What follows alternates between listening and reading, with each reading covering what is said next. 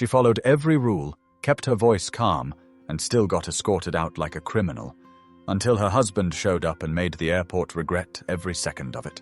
Tanya Miles wasn't late. That's what ran through her head when she rolled her small navy suitcase across the tile toward the security line.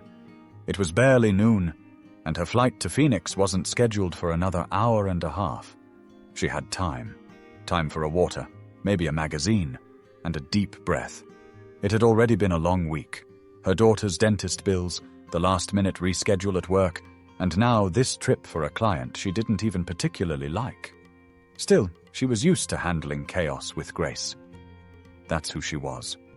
The airport felt as airports do. Fast, impersonal, impatient. But Tanya didn't mind. She just kept her head down and followed the signs. After clearing TSA without a problem, she walked toward Gate B6. She noticed a young woman arguing with her toddler about snacks, a man loudly tapping on his phone, and the voice of the gate agent calling out standby names. Normal things? She found a seat near the window and pulled out her book. Then, after about 10 minutes, they began boarding. Group 3 was called. That was her. She stood up, grabbed her roller bag, and stepped into line.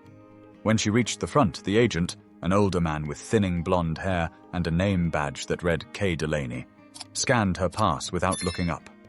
"Ma'am, this bag won't fit in the overhead," he said flatly, gesturing to her suitcase. Tanya blinked. "It's a standard carry-on. It's fit on every other flight I've taken this year." Delaney didn't even flinch. "Not on this one. You'll need to check it." She smiled politely. "I don't mean to argue, but I really can't check it. I've got medication in there that needs to stay with me." He looked at her for the first time, and something changed. His eyes narrowed.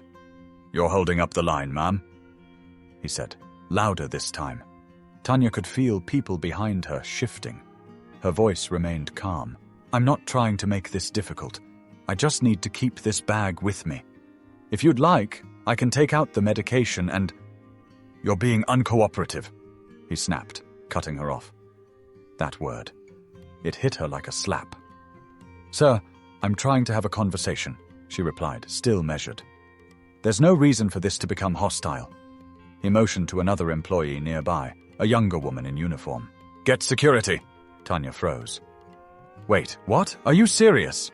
You're being combative, ma'am. Please step aside." Her heart pounded. She looked around, expecting someone, anyone, to say something, but most avoided her gaze. A few pulled out phones, starting to record. The mother with the toddler clutched her child closer. "Sir, I didn't raise my voice. I didn't swear. I didn't threaten anyone," Tanya said firmly. "Security is on their way. You need to step aside now." She stepped back, hands visible, lips pressed tight. She wasn't going to feed into whatever he was trying to make this into. 2 airport police officers arrived less than a minute later. She gave them the same explanation. They didn't ask many questions. Instead, they told her she was being removed for non-compliance. One officer lightly held her elbow as they escorted her away from the gate. She wanted to scream, not out of anger, but out of the sheer ridiculousness of it. She'd done nothing. She knew it. Everyone in line knew it. But that didn't matter. They walked her past the other gates, down a corridor, to a small waiting area with blue plastic chairs. One of the officers told her she could wait there, and someone from airport management would come talk to her shortly. Then they left. She sat alone. She looked at her phone. One missed call from Maurice, her husband. She exhaled slowly and dialed him back. He picked up on the first ring. "Maurice." Her voice cracked a little. "What happened?" he asked, his voice sharp and steady. "I got kicked off the flight." A pause. "What?" "Over my carry-on. They said I was being uncooperative. Where are you now?" "In a holding area near Gate B." "I don't even know. They just walked me here." "Don't move," he said. "I'm already parked." But what happened next made everyone in the waiting area stop and stare. Maurice didn't walk into the terminal. He moved with purpose. Long strides, shoulders square, briefcase in hand. The kind of walk that made people glance twice. He passed by a sandwich kiosk, a group of teenagers dragging skateboards, and a woman trying to juggle coffee and her passport. None of it registered. He spotted Tanya instantly. She was sitting straight, legs crossed, hands clasped tightly on her lap, like she was holding herself together. Her lips didn't move when she saw him, but her eyes said everything. "Hey," Morris said softly, crouching down in front of her. "You okay?" She nodded once, not trusting her voice. He didn't push. Instead, he turned to the nearby desk with the passenger support sign. A young man in a navy vest looked up. "Can I help you?" the agent asked. "Yes," Maurice replied, calm and firm. "My wife was removed from her flight. I'd like to know why, and I'd like to see the footage from the gate area." The agent blinked. "I'm not sure we can do that." "You can. I'm requesting it formally. Now, please get your supervisor." The agent hesitated, then picked up the phone. Back at the chair, Tanya finally exhaled. "I didn't yell, Maurice. I didn't curse. I just didn't want to check my bag." "I know," he said. "You don't have to explain anything to me." Within 5 minutes, 2 supervisors showed up. One wore a name tag that read C. Jensen. The other simply had supervisor stitched into his shirt. They were both smiling, but the kind of smile that doesn't reach your eyes. "Mr. and Mrs. Jensen began. "Miles," Maurice said. "And before we go further, I'd like to state for the record that I'll be requesting all communication, video, and audio related to this incident, as well as the names of every staff member involved." "Sir, I assure you," the other supervisor started. "No need to assure me," Morris said, his voice still measured. "I'm not here for reassurance. I'm here for accountability." The tone in the room shifted. You could feel it. "Can you at least tell us what led to her removal?" Morris asked. "She was uncooperative with the gate agent. She refused to follow a direct instruction to check her bag," Jensen replied, now choosing his words more carefully. "I stated I had medication in the bag," Tanya said quietly. Jensen blinked. "That wasn't relayed to us." "Because no one asked," she said. "No one cared." Morris turned to the supervisors. "Did anyone look in the bag?" "No, sir." "So how do you know she was being unreasonable?" They didn't answer. Around them, travelers began to slow down. A few stopped walking entirely. People were noticing. This wasn't just another airport scene anymore. One woman whispered to a friend, "She's the one they kicked off the plane." Someone else quietly recorded from across the hallway. Morris didn't raise his voice. He didn't need to. "She's a paying passenger. She followed protocol. And now you've humiliated her. In public. For what? Because someone with a badge decided to escalate instead of de-escalate?" Jensen cleared his throat. "We'll look into the situation more thoroughly." Morris looked him dead in the eye. "I hope so. Because I know exactly what the FAA guidelines say. I know what your internal procedures require.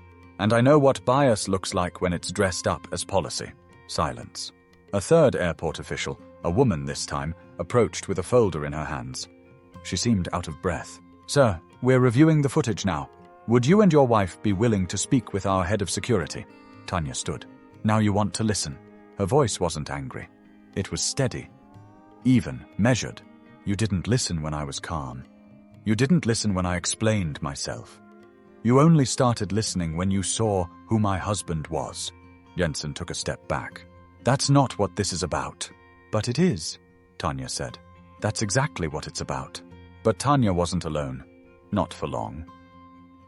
The small conference room they were led to had nothing but a long table, 6 chairs, and a mounted screen on the wall. Neutral colors. No warmth. Just sterile air and tightly sealed windows. Tanya and Maurice sat across from 2 security officers, and a woman in a dark blazer with her ID badge flipped backward, the lettering too small to read anyway. The woman introduced herself as Lynn Ortega, Director of Passenger Relations for the airport. She had the voice of someone trained to sound calm under pressure, but her fingers tapped restlessly on the table.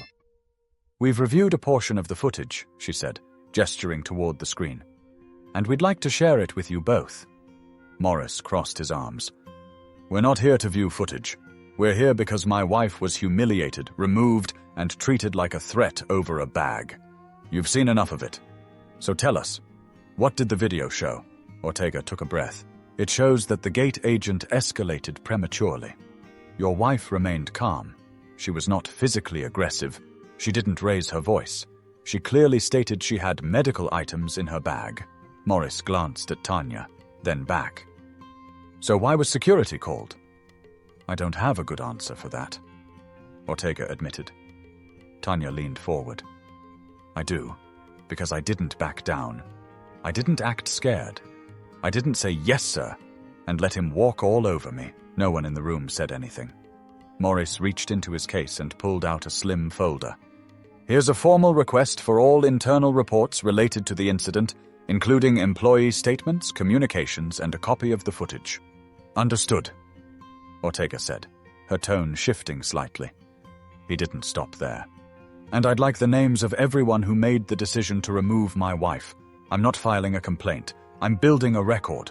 There's a difference. The words were heavy. No threats, no theatrics, just precision. Tanya didn't speak. She didn't need to. Morris was in control now, but not the kind of control that demanded silence. The kind that made the room pay attention. I want to be clear, he continued. This isn't about getting someone fired. This is about a pattern. My wife is not the first black woman to be treated like a problem before she's treated like a person. You've got agents with too much discretion and not enough training. This isn't a one-time issue. It's a structural one. Ortega looked down at her notes. We take these concerns seriously. I'm sure you do. When there's a paper trail, when a lawyer walks in, when someone starts talking about media involvement. But what about the people who don't have someone to speak for them? One of the security officers shifted uncomfortably. Morris continued. Do you know what would have happened if Tanya had raised her voice even once? No answer. She would have been restrained, probably banned from the airline, her name flagged, and the version of this story you'd tell wouldn't sound anything like the truth, Ortega said. We want to make this right, Tanya finally spoke. Then stop acting like it's just a mistake. You all keep calling it an unfortunate incident. It's not. It's the result of a system that sees people like me as threats when we're just standing our ground. Ortega nodded, slowly this time. I hear you. Morris's expression didn't change. You hear us because you're cornered. Outside the room, the low hum of announcements echoed through the corridor. A flight to Austin was boarding. Someone was paging a passenger over the loudspeaker. Life went on, unbothered, unfazed. But inside this room, something had shifted. I'll be contacting the local press, Morris added as he stood. And when they ask why my wife was escorted out without cause, I'll hand them your report. Let them read the part where your own video confirms her story. Ortega stood as well, her words slower now. We'll be issuing a formal apology, immediately. That's a start, Tanya said. But Morris wasn't just looking for an apology. He was about to turn everything upside down. They didn't walk back into the terminal like victims. Tanya held her head high. Morris walked beside her, not ahead, not behind. Equal stride, equal weight. You could feel the change before anyone said a word. The same people who had watched Tanya get escorted out now stared again. But differently. Some with recognition, some with shame. Some, now recording with quiet urgency, phones raised but silent. The first person to approach them wasn't security. It was a man in a grey polo with a radio clipped to his belt. Mr. Miles? He asked. I'm Director Kent, Airport Operations. Morris didn't shake his hand. I'm listening. Kent cleared his throat. We've decided to temporarily place the gate agent involved on leave, pending an internal investigation. Tanya's voice cut in. Does that mean someone finally told him he was wrong? We're reviewing the full context of the interaction. No, she said, sharper now. I want to hear you say it. I wasn't wrong. He was. Kent hesitated, then nodded. Yes, ma'am. Based on what we've seen so far, he mishandled the situation. For the first time all day, Tanya smiled. Not because she was happy, but because someone finally said the quiet part out loud. We've also arranged for you both to fly first class on the next available flight, Kent added. No charge, of course. Morris raised an eyebrow. We didn't ask for perks. I know. It's a gesture. Tanya cut him off. Don't hand me silence all morning and then offer a seat upgrade like it evens out. That's not what this is about. Kent stepped back. Understood. And just like that, every interaction shifted. Other passengers began to speak. I saw what happened, said a woman near gate B6. You handled it with so much grace. I was really sorry to see it. A young man with a laptop bag nodded. I was on that flight. The way he treated you, it was wrong. One by one, people started coming forward. Not all at once, but steadily. Stories came with them. Quiet conversations. A man mentioned how his wife had been detained for questioning once because she looked nervous in line. A grandmother said her teenage grandson was kicked off a flight for walking back to his seat too slow. Tanya listened. Maurice took notes. He wasn't collecting sympathy. He was building a case. Then a reporter appeared. Short hair, notepad, and the kind of calm tone that meant she'd been tipped off. Mr. and Mrs. Miles, would you mind speaking on camera? Tanya looked at Maurice. He said nothing, just glanced at her. The decision was hers. I will, she replied. But not because I want attention, because I want people to understand what it feels like to be made invisible, to be treated like a threat before anyone even asks you what's going on. The reporter turned to her cameraman, gave a quick nod, and they began recording. Tanya stood in the exact spot where she'd been removed just 2 hours earlier. The same polished floor, the same row of seats, but this time, no one was calling security. No one was pretending not to see. She spoke clearly, not with anger, but with truth. I came here to fly to Phoenix for work. I followed every rule. I stood in line like everyone else. But because I didn't accept what felt unfair, I was treated like a problem, not a person. I want people to ask themselves, would this have happened if I looked different? If my voice didn't sound the way it does? If I'd been standing here with someone who looked like my husband from the start? The terminal was quiet as an airport gets. People watched, not just with curiosity, but with a kind of quiet guilt that hits when you know you might have stayed silent too. Morris didn't say a word. He let Tanya speak. This wasn't just his fight anymore. It never had been. The interview lasted 5 minutes, but it was enough. Enough for the local station to run the clip that evening. Enough for it to get picked up online by the morning. But Morris knew this wasn't just about Tanya anymore.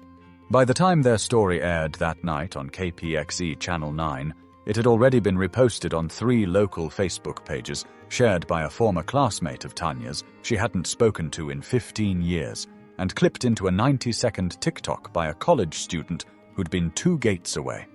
The headline was blunt. Black woman removed from flight over carry-on dispute.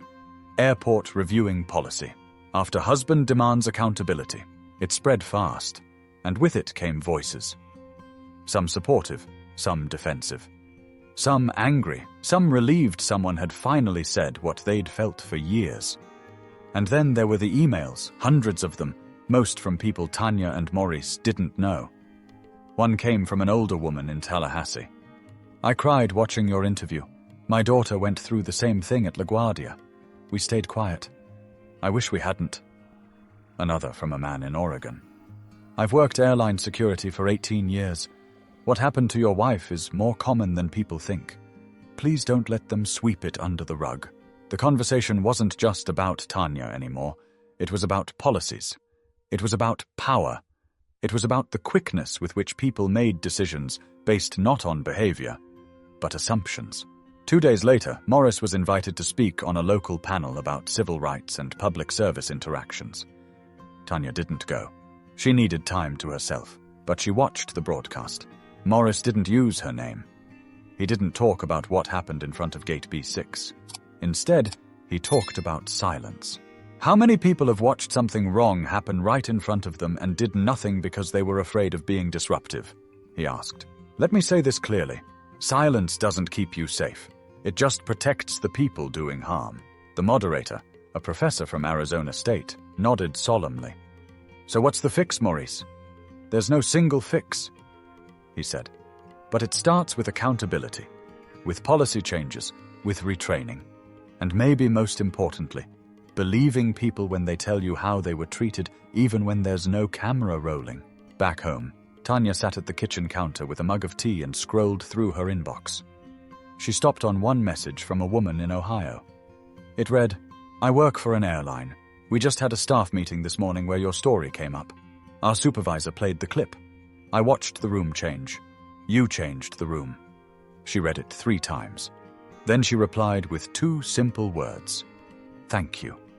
The next morning, Tanya received a phone call from a woman named Marlene Alvarez, a representative from a non-profit that advocated for travelers' rights. She wanted to know if Tanya would consider sharing her story at a roundtable discussion in Sacramento. "I'm not a speaker," Tanya said, her voice light but unsure. "You don't have to be," Marlene replied. "You just have to be honest. And you already are," Tanya told her she'd think about it. That night, she sat with Morris on their back patio. The moon was out, and the sky was clear. "I never wanted all this attention," she said. "I know," he replied. "But I also don't want to pretend it didn't happen. You shouldn't." There was a long pause. Then she added, "I just don't want people to remember me as the woman who got kicked off a flight. I want them to remember that I said something, that I stood up." Maurice reached over and took her hand. "They will." But even with attention, there was still something personal left to say. 2 weeks later, Tanya stood on a small stage at the Travel Equity Forum in Sacramento, California. Not because she wanted the spotlight, but because she'd finally decided it was time. The room wasn't packed. Just 100 people, maybe less. Airline workers, advocates, journalists, a few passengers who had their own stories, and one man in the back with a camera, recording for a live stream. She wore a navy blouse and black pants. No microphone in her hand, just a small clip on her collar. The moderator introduced her briefly, then stepped aside. Tanya didn't clear her throat, didn't shuffle papers. She just looked up. "When I walked into that airport in Raleigh, I didn't expect anything unusual. I had a meeting. I had my suitcase. I had everything in order." A pause.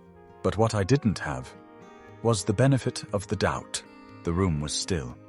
Every seat leaned in just a little. I didn't yell. I didn't insult anyone. I asked a question.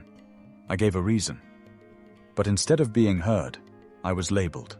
Not for what I said, but for how I looked. And the scary part? It happened fast. Quicker than you realize. She told the story. Not with fire, not with bitterness, but with clarity. She described how the gate agent raised his voice before she raised hers. How security never asked her side of the story. How her name wasn't written in any report as someone worth listening to, until her husband arrived. "And that's what hurts the most," she said. "That I needed credentials standing next to me to be treated like a human being." A quiet murmur ran through the crowd. People glanced at one another. "I'm not here today to ruin anyone's job. I'm not here for attention. I'm here because I've lived with that moment. And I know others have too.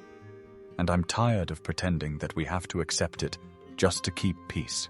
She looked down, just for a second, then back up. "You know what kept me up that night?" she asked.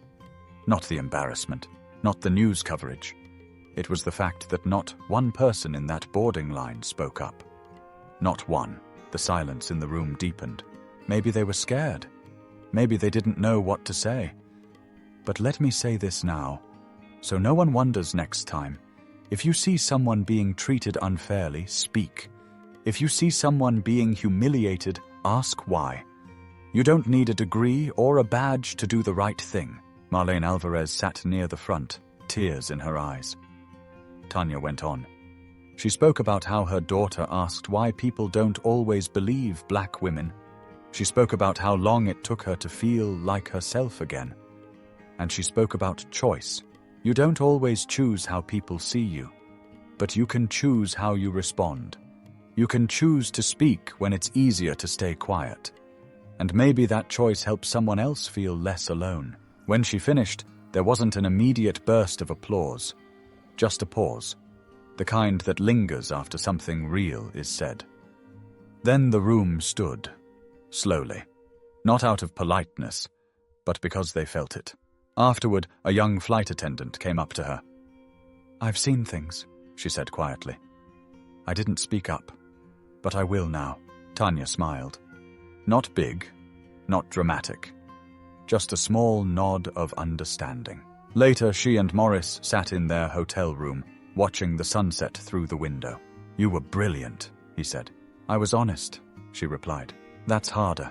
They didn't need to say much more, because the truth had already been spoken, and the right people had heard it.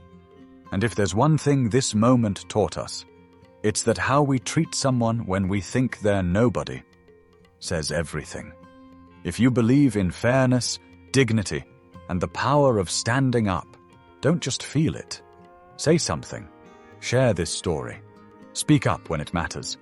And don't forget to subscribe for more real stories that challenge, connect, and remind us who we are.